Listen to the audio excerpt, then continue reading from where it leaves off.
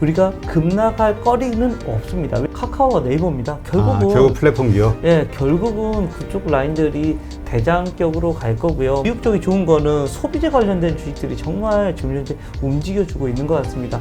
단기간으로 매매를 하실 거냐 아니면 중장기적으로 매매를 하실 거냐의 이런 차이다라는 겁니다. 오늘 모신 분은요, KB증권 프라임센터 투자 콘텐츠팀 김권진 부장님 오셨습니다. 안녕하세요. 네, 안녕하십니까? 네, 오늘 장이 빠져서 우울하시죠? 네, 많이 우울합니다. 네, 울고 싶다라는 생각을 해봅니다. 네. 근데 여기 8.15 여기 에스트레이는 제가 처음 왔는데 좀 산뜻한 느낌이 드네요. 아주 좋은 것 같습니다. 네, 네, 사람이 산뜻해서. 물론 그렇죠. 예. 물론 대표님 포함해서 여기 계신 직원분들 다 산뜻해진 것 같습니다. 조금 더. 네, 그렇습니다. 네. 하여튼 근데 여의도 오자마자 여의도가 무슨 뭐 확진자들이 막 앞 빌딩 옆 빌딩 다 생겨가지고 네, 그렇죠. 네, 뭐 하여튼, 액땜했다고 하시면 되죠. 그리고 뭐 네, 하여튼, 코로나19 네. 하여튼 네, 그렇습니다. 근데 우리가 코로나에 대해서 지금 이 델타 변이 이것 때문에 네네네. 4차 대유행이라는 말이 이제 오늘서부터 TV에 나오더라고요. 네, 맞습니다. 네네. 이것 때문에 이제 콘택트주들 많이 빠지고 증시도 이제 뭐 빠지고, 근데 한편으로는 우리가 이렇게까지 이거 좀 호들갑 아닐까 이런 생각이 한편으로 드는 반면, 또 외국인들이 오늘 1조 5천억, 3천억, 1조 3천억 네네. 매도를 때린 거 보면은 이것도 글로벌리 또 무슨 악재가 불안해 있는 게 하나 아닌가. 뭐 이런 생각도 좀 들고요. 하여튼 좀 복잡한데 오늘 좀 일단 이 장 상황을 좀 설명해 주시죠. 네, 그렇습니다. 시장은 어떻게 보면 이제 코로나, 우리 대표님이 얘기해 주셨던 것처럼 코로나19의 4차 유행에 완전히 갇혀버렸다라는 생각을 하실 수 있을 것 같습니다. 그런 이슈가 나오면서 시장이 다들 완전히 지금 이제 좀 멘붕에 좀 빠져 있고, 사실 주린이 분들이라고 할 수 있는 작년부터 주식을 시작하셨던 분들은 뭐지? 이런 장 뭐야 하면서 어제부터 조금 무서워했었던 게 맞는 것 같고, 오늘 미국 시장까지 깨져버렸으니까 같이 이렇게 좀 힘들어했었던 장이 아닌가라는 얘기를 해드리겠습니다. 실제 뭐 하락 종목수, 상승 종목수만 보더라도 정말 압도적으로 하락 종목수가 이렇게 많았다라는 얘기를 해드릴 수 있을 것 같고요. 뭐 그나마 좀 살아남았던 이런 종목은 어디냐면 2차전지 관련된 주식들, 그나마 조금 양봉이 좀 나와 있는 경우가 많이 있고, 또 뭐 엔터 관련된 이런 종목들 그나마 조금 플러스권에 지금 현재 흐름이 나와 있지 않나라는 얘기를 해드리겠습니다. 실제 어떻게 보면 좀 울고 싶을 때 조금 좀 울었다라는 생각을 하시면 될 것 같고, 사실 제가 앞에서 얘기 드렸던 울고 싶을 때라는 게 뭐냐면, 사실 우리가 지금 현재 8개월 연속 양봉일 겁니다. 근데 증시 상황에서는 8개월 연속으로 양봉 나는 경우가 이제는 9개월째죠. 이렇게 오늘 이번 달까지 양봉이 나면, 근데 그런 경우는 없었습니다. 실제 그동안의 이건 과거잖아, 경험이잖아라고 하는데, 어찌됐든 경험을 가지고 또 투자를 하는 거니까 지금까지는 그랬었다라는 거, 실제 그렇게 연속적으로 호황이 될 만한 게 뭐가 있었을까라는 이런 고민을 여러분들 해보신다면, 그래, 좀 그런 이슈가 되구나. 그리고 우리나라 어떤 나라죠? 수출 국가입니다. 그렇죠. 수출 국가가 지금 현재 계속해서 1일날 매번 수출 지표가 나오는데, 지금 계속해서 성장률이 40%가 넘어가고 있습니다. 이건 뭐지? 지금까지 역사적으로 40%가 넘어간 적이 없습니다. 실제 더 이상 오버슈팅 할 거리가 사실은 없다라는 이런 생각을 하고요. 그렇다고 해서 뭐 갑자기 40% 가다가 야 수출 안 돼, 이거 안 돼 라고 하면서 20%로 떨어질 것 같지는 않습니다. 그래서 급락도 없을 거다라는 이런 생각을 하시면 될 것 같고요.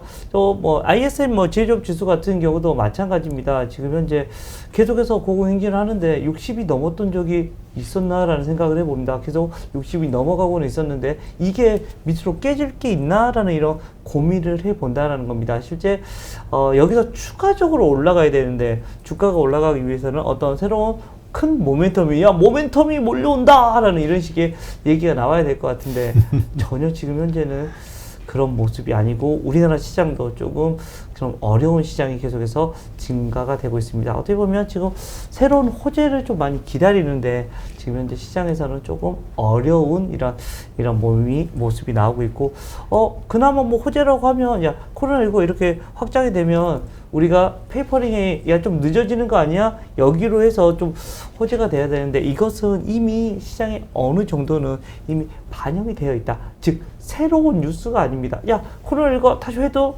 야 코로나19 그 긴축이 좀 천천히 될 거야라는 이런 것은 새로운 이슈가 아니기 때문에 주가를 다시 한번 리레이팅 시키기가 조금 어려운 국면이다라고 생각하시면 될 것 같고요. 오늘 이러한 이슈들 때문에 지금 현재 주가에 대한 흐름이 안 좋았고 결정적으로 뭐예요? 가장 크게 개인들만 열심히 샀고 오늘 개인이 한 1조 8천억 가까이 샀습니다. 엄청나요? 돈이 엄청 많습니다라는 거. 그리고 외국인 기관들, 외국인 앞에서 우리 대표님이 얘기해 주셨던 것처럼 1조 3천 팔았고 기관 같은 경우는 5천억 가까이를 매도를 했습니다. 즉 외국인 기관이 1조 8천을 팔았고 개인이 그걸 다 내가 받아줄게 라고 하면서 다 받았다라는 생각을 하시면 될 것 같고, 여기서 여러분들 야 그러면 언제가 저점일 것 같아 라고 하시면 저의 개인적인 이런 경험을 통해서 얘기해 드리자면 주가가 막 하락을 할 때 개인들이 이런 파는 날이 있습니다.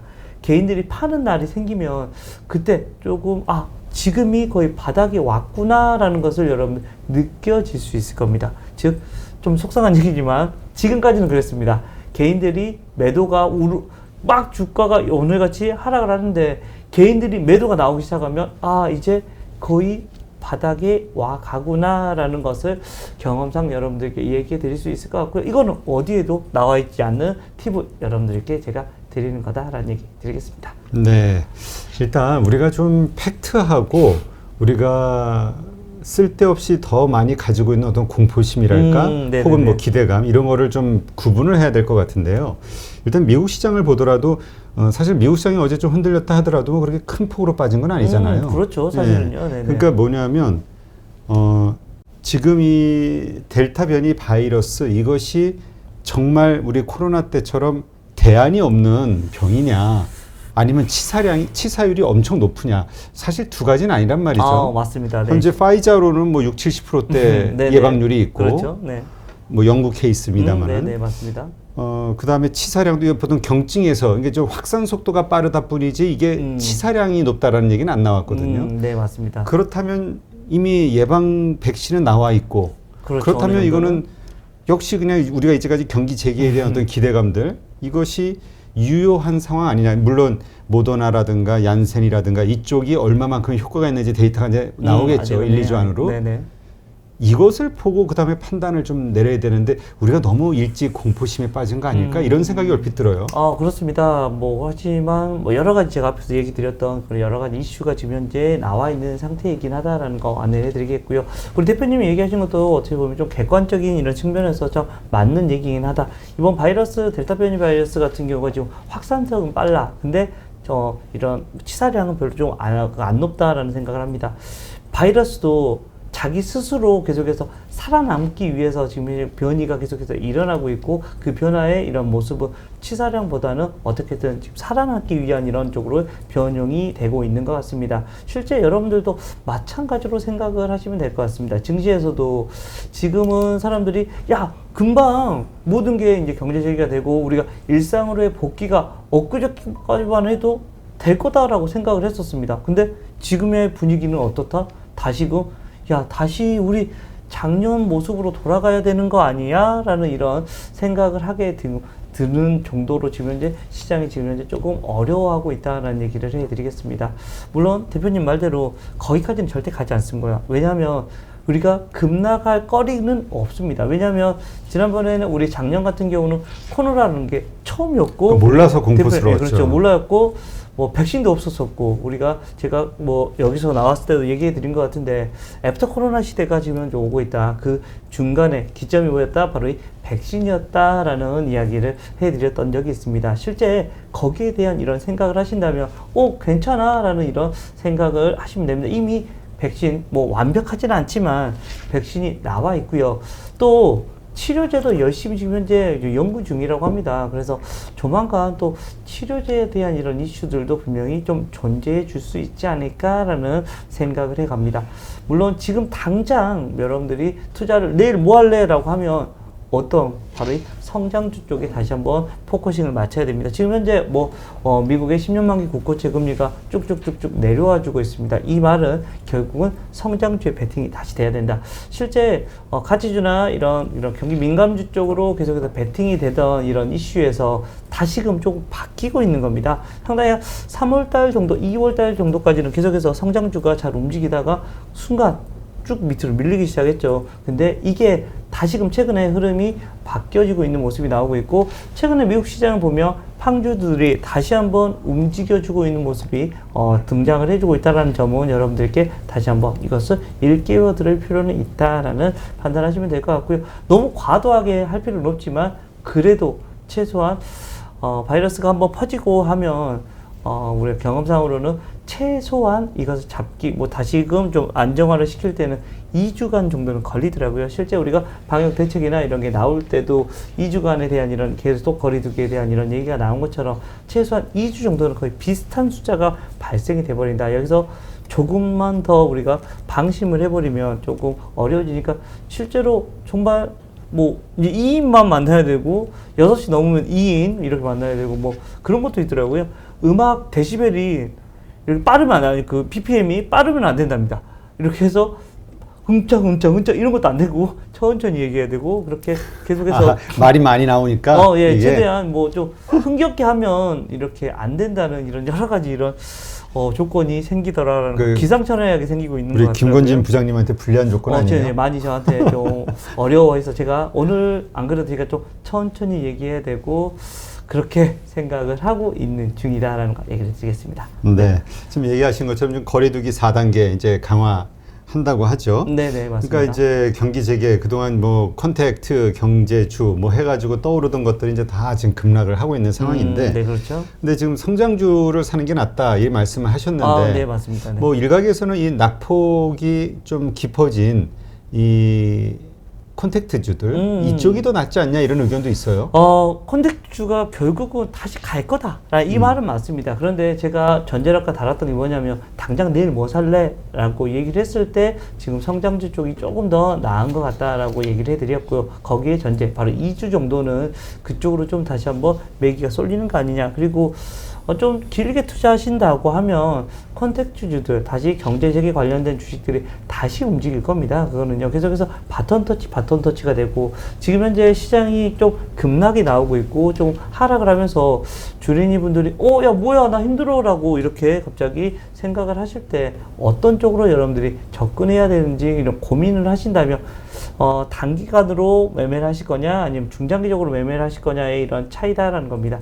저희가 성장주 같은 경우는 단기적인 이런 투자를 하실 때 그쪽으로 좀 많이 몰리시면 좋을 것 같고요. 좀 나는 그래도 중장기적으로 할 거야 라고 하시는 분들은 우리 대표님이 얘기하셨던 이런 컨택트 관련된 주식으로 다시 한번 여러분들이 대시를 해보는 것은 절대 나쁘지 않은 좋은 선택이지 않나 라는 이런 판단을 하시는 게 맞다라는 거. 지금은 사실은 전체적인 시장이 막 움직이는 이런 시장 아닙니다. 어떤 시장이냐면 바로 종목별, 개별 플레이가 계속해서 되고 있는 그렇죠. 이런 모습이 여러분들 개별 종목 이런 장세라고 판단하시면 될 것 같습니다. 네. 자, 그렇다면 우리 부장님이 생각하시는 이 성장주 관련해서 머릿속에 딱 떠오르는 탑픽으로 생각되시는 게 있다면 어떤 게 있을까요? 우리 시장의 대표였던 카카오와 네이버입니다. 결국 플랫폼 기업? 예, 결국은 그쪽 라인들이 대장격으로 갈 거고요. 또 성장하면 지금 현재 시장에서도 괜찮은 2차전지 라인들 다시 한번 얘기 나오고 있고, 정부 쪽에서 밀어주고 있습니다. 계속해서 컨퍼런스도 열리고 뭐도 열리고 있습니다. 이 말은 정부에서 계속해서 밀어줄 것이다 라는 이런 얘기가 나오는 겁니다. 실제 우리가 알고 있잖아요. 2차전지 된다 안 된다? 된다. 그리고 정부에서도 핵심으로 우리가 밀어줘야 되라는 이슈입니다. 실제 정부가 밀어서 안 되는 건 거의 없습니다, 여러분들. 좀 속상한 얘기지만 유일하게 안 된 거, 정부가 안 됐던 게 뭐냐면 바로 부동산 집값만 못 잡았습니다. 실제 그거 빼고는 사실은 정부가 이걸로 가라고 하면 다 됐습니다. 그게 제일 중요한 것 같은데. 죄송합니다. 저도 속상합니다. 그거에 대해서. 실제 저 같은 월급쟁이도 집을 살 수가 없어. 그럼 말이 돼요? 그래도 저 정도면 괜찮은데? 나쁘지 않게 월급을 받을 건데 그런데 서울에 집을 살 수가 없다라는 이런 그 연봉을 몇 년을 모아야 되는 거야. 강남은 평균이 18억에서 20억. 이거 말이 돼요? 그러니까 정말? 이럴 때 부장님이 방법을 딱 떠올려야죠. 뭐냐면 네. 이러한 샐러리맨들이 네네. 잘 아껴서 돈을 계속 적립식으로 투자했을 때 나중에 집을 살 수 있을 만한 주식을 딱 집어주셔야죠. 주식은 아시다시피 여러분들 어디 성장주 쪽으로 가시는 게 맞다. 거기에서 대박이 납니다. 텐베거가 대부분 거기서 나온다라는 근데 거 네이버나 얘기해드리겠고요. 카카오는 지금 많이 오른 상황이잖아요. 그러면 제가 몇 년 전만 하더라도 계속해서 얘들이 밀었었습니다. 실제 저의 자료 화면 같은 걸 보면 제가 뭐라고 얘기하고 다녔었냐면 카카오 네이버는 미래의 삼성전자다. 얘가 바로 삼성전자 자리를 차지할 것이야 라고 제가 얘기를 했습니다. 최근에는 무슨 얘기를 하고 다니냐면 여기서도 얘기한 적 있어요. 우주항공 쪽을 저는 밀고 있다라는 거 얘기를 해드리겠습니다. 하나 에어로스페이스 같은 경우 그리고 세트레가이 같은 이런 종목을 여러분들이 좀 많이 생각을 하셨으면 좋겠습니다. 전 세계에서 제일 부자인 1, 2, 3 뭐 이 사람들이 야 내가 투자해줄게 라고 하고 있다는 말은 안 되는 게 과연 투자를 했을까라는 생각을 합니다. 실제 많은 테마들이 있는데 물론 아직은 우리가 꿈나라 같죠. 과연 뭐 요즘에 우리 대표님이 그러셨나? 달에 토끼 죽었다라고 뭐 하시지 않았었나요? 아니요. 아니셨나요? 하여간에 그런 얘기까지 돌면서 사람들이 많이 다니면서 거기도 환경오염이 벌써 된다라고 할 정도로 지금 현재 이 토끼에 대한 얘기도 해드리면서 달에 대한 얘기, 뭐 가까운 뭐 이런 화성이나 이런 여러 가지 그런 이런데 우리가 갈 수 있는 날이 오지 않을까라는 생각을 합니다. 그렇게 되면 거기에서 정말 하나의 이런 큰 부가가치가 일어날 수 있는 하나의 이슈들이 계속해서 마련이 되고 있다라는 생각. 그리고 뭐 자식들한테 물려줄 수 있는 이런 회사들이 그러한 회사들이 될 수 있지 않을까라는. 그리고 속도가 생각보다는 빠르게 오고 있다는 겁니다. 실제 그 사람들 다니잖아요. 자기들이 야 우리 나랑 뭐 가장 뭐 가족들 데리고 가고 한석 있는데 이거 탈 사람 하면 갑자기 소리는 저요 몇백억이 누구 집 이름도 아닌데 한번 갔다 오는데 몇백억 준다고 하고 이야 참 좋은 세상이다라는 생각을 해봅니다. 오늘 계속해서 한숨이 많이 나오는 이런 생각을 하네요. 네. 네, 알겠습니다. 자 그렇다면 컨택트 경제 주로 생각되시는 거는 어디가 있을까요? 여행지는 좀 아무래도 좀 힘들겠죠? 직접적으로 너무 타격이 있을 것 같고 시간이 좀 걸릴 것 같다라는 생각을 먼저 해야 될 것 같습니다. 가장 먼저 뭐 생각해야 된다. 컨택트 하면 해운주 쪽 먼저 계속해서 생각하셔야 됩니다. 네. 해운주 결국은 뭐예요? 우리가 계속해서 물동량 계속해서 늘어나고 있다라는 생각을 하시면 될 것 같습니다. 우리가 계속해서 뭐 페노션, 뭐 H&M 이런 식의 이런 얘기 계속해서 하고 있는데 물동량 계속해서 돌고 있습니다. 엄청난 물동량이 돌 거고 거기에 대한 그쪽 라인들이 한번 깨져주면 아싸 성공! 들어갈 수 있는 기회가 드디어 왔어! 라는 이런 생각을 하시면서 여러분들이 접근을 하시면 좋을 것 같다라는 거 이야기해 드리겠고요. 실제 사람들이 만나면서 최근에 계속해서 미국 쪽이 좋은 거는 소비재 관련된 주식들이 정말 지금 현재 움직여주고 있는 것 같습니다. 실제 사람들이 식료품이나 이런 것을 구매를 상당히 많이 하고 있어서 우리로 하면 쿠팡 같은 경우가 거기에 대표적인데 뭐 미국 시장에 상장되어 있지만 실제 뭐 우리 도심에 정말 많이 돌아다니고 있는 이런 라인들이 바로 이 쿠팡 같은 이런 회사들, 그리고 우리 국내로 보면 어디 이마트 같은 경우도 여기에 큰 이슈가 좀 한번 만들어질 수 있을 것 같고요. 뭐 롯데쇼핑도 마찬가지. 그렇지만 어찌됐든 이번에 그런 큰 회사를 인수한 이마트 라인, 신세계 라인들이 조금 더 유통에 좀 더 강자가 될 수 있지 않을까라는 생각을 해볼 수 있을 것 같습니다. 오히려 시장에서는 그 인수 결정 내려지고 좀 불안한 마음으로 하락하지 않았나요? 오히려 그랬긴 했지만 뭐 장기간으로 본다면 꼭 가지고 가야 되는 친구들입니다. 안 가져가면 양쪽 다 조금 안 좋아질 수 있었는데 둘 다 살아날 수 있는 하나의 이슈가 마련이 된 게 아닌가라는 얘기 드리도록 하겠습니다. 이마트하고 신세계 둘 중에 탑픽을 꼽으신다면? 이마트입니다. 이마트. 네. 단연. 네. 그렇습니다. 알겠습니다.